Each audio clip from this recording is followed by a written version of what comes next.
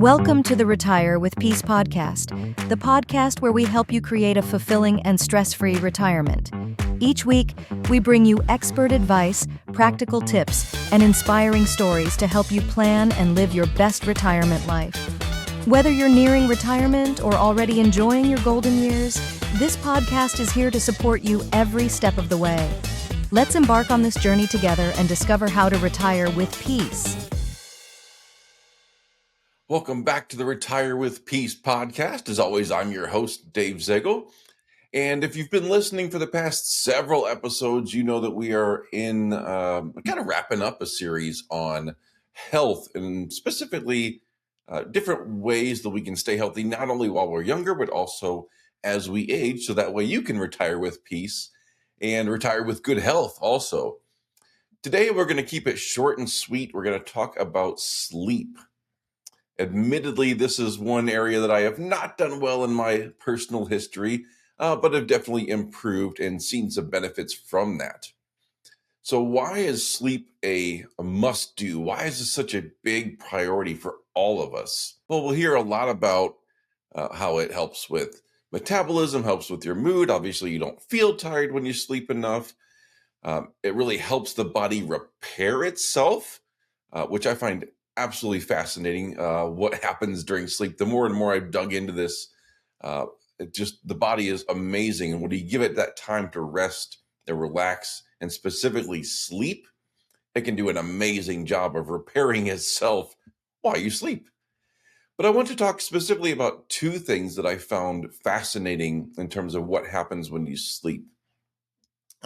One is it really helps your brain take all the information that it's gathered throughout the day and store it properly, kind of regulate how your memory functions.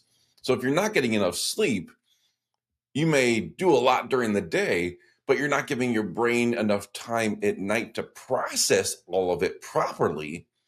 And therefore, it's really not as useful as it could have been if you had just gotten a good night's sleep. I found that fascinating to learn more about that. Just the fact that the brain is so active while we are sleeping at cleaning up everything that's happened during the day and processing that and really making it more useful to you in the future. And the second thing kind of goes along the same idea of a cleanup that happens while you sleep is that it really helps regulate your emotions.